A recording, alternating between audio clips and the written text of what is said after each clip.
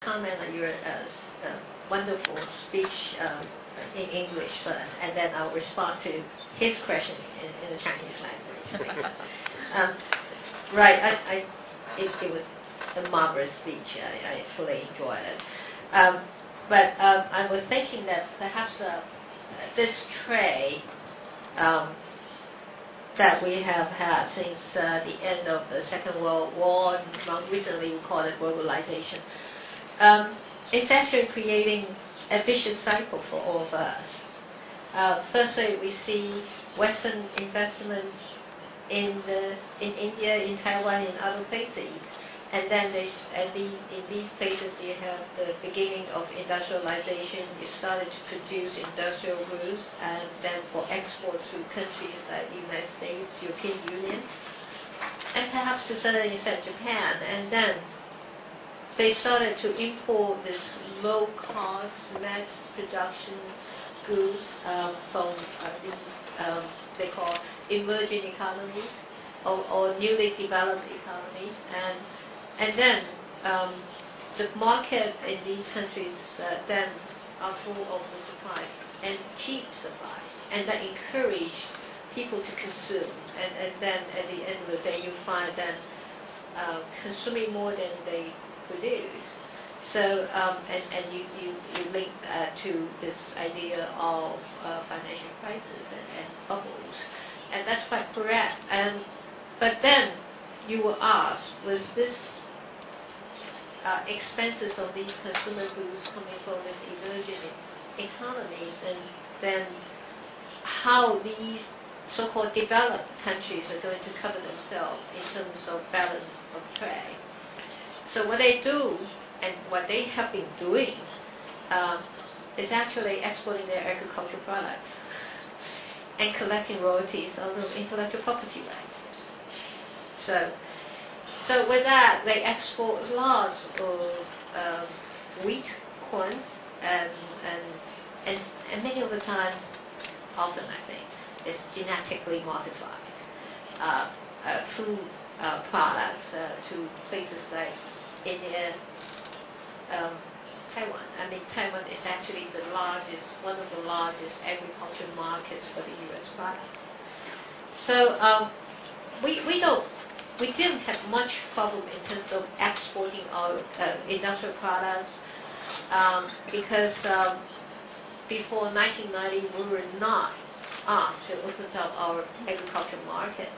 But after late 1980s, we started to import agricultural products from the States, and then we had major negotiations with the U.S. for importation of corn, wheat, and beef as well. I mean, it took us 10 years to complete that beef negotiation. I mean, is one of the most important negotiation issues for the United States negotiators, and they go everywhere for opening up markets in different places. And their corns, their wheats, and most of them are genetically modified, and they replace your local production of food items. Then you have problems with your rice farmers and all sorts of, in some cases, fruit producers as well. So you started to eat this genetically modified food out of this large-scale farming in the United States and Australia and other places. Then this is what I call a vicious cycle. You lost whatever you had before. I mean, you don't have small-scale farming, which is beautiful, nice, and good, actually. I mean, you have the variety, the diversity that you like, but you will be eating standardized food products from different places, from the United States or from Australia. And then industrialization at home, and you produce a vast quantity of industrial products to be exported to the United States and other places, produce emissions, pollutions, and as a result, you are in deficit in environmental terms. So, what do we get from globalization? well, I guess we do have a certain percentage of economic growth every year, and we become richer. We do have increase in our foreign reserves. So what you have got is monetary gains. I mean, you have accumulation of foreign reserves. You get to buy things from abroad, like expensive items, luxurious items, and you have to buy weapons from the Western countries, very expensive items. So this is the way people trade nowadays, and I don't know if this is actually to our advantage or not.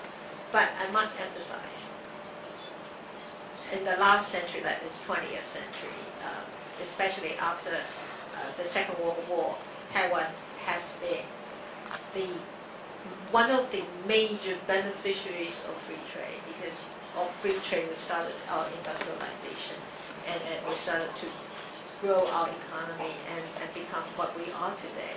But we started to feel the pain of free trade now. So it's time for us to think whether we want to continue to live like this, or we want to make major adjustment to our industrial policy, to our agricultural policy, and therefore we may be less aggressive in terms of our trade policies. So that brings us to this issue of ECFA, that is the agreement that the government now is thinking of signing with China, because signing that agreement, meaning that we will have a lot of industrial products, low-cost industrial products flooding in from China, as well as agricultural products as well. So do we have the time for ourselves to adjust our industrial structure and our agricultural production? And this is a question we ask ourselves. That is further globalization, further free trade. Is going to be to the benefit of Taiwan today, or is going to bring more damages to Taiwan? So this is an issue that we're struggling with, and we are trying to find a solution for ourselves. And I have heard very clearly the perspective of India in the face of globalization, and that was a very, very vivid presentation of the situation in India. And I fully enjoyed it and appreciate it.